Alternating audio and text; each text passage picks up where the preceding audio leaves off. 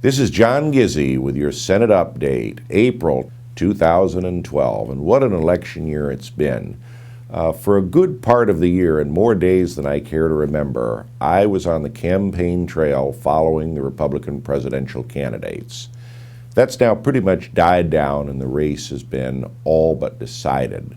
But there's still the U.S. Senate races and many nominations still to be decided. It's quite an interesting year. At this point, the Senate stands 53 Democrats, 47 Republicans. Can it flip to the GOP? Well, what I tell people is, let's not argue, do the math. 35 Senate seats are up for election. 25 in Democratic hands, only 10 held by the Republicans. And look at those Democratic Senate seats. 6 sitting Democrats and 1 independent who votes with the Democrats, Joe Lieberman from my home state of Connecticut, are stepping down.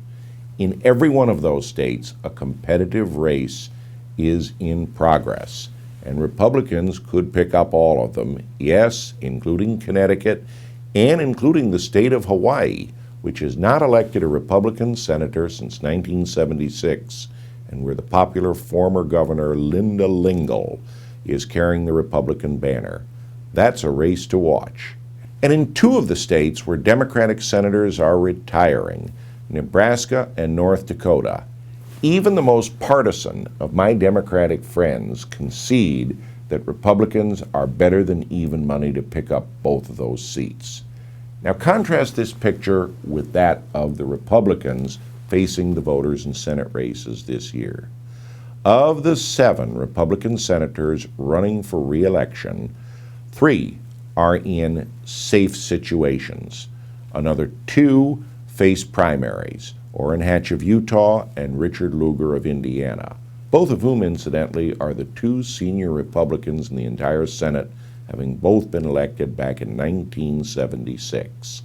And that leaves 3 seats where Republican senators are stepping down, and then another 2 where we have senators who do face tough re-election battles. In fact, only 2 senators, Brown of Massachusetts and Heller of Nevada, have races that could be called highly competitive. Of the seats that are open, seats of Senator John Kyle of Arizona and Kay Bailey Hutchison will stay Republican no matter who the nominee is. In Maine, however, Senator Olympia Snowe is retiring, and the smart money says neither a Republican nor a Democrat but an independent, former Governor Angus King, will pick up the seat, and he'll probably vote for Democratic control of the Senate.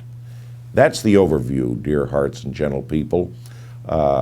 If you do the math, look at the numbers, any way you slice it, Republicans are smiling this year on the Senate races.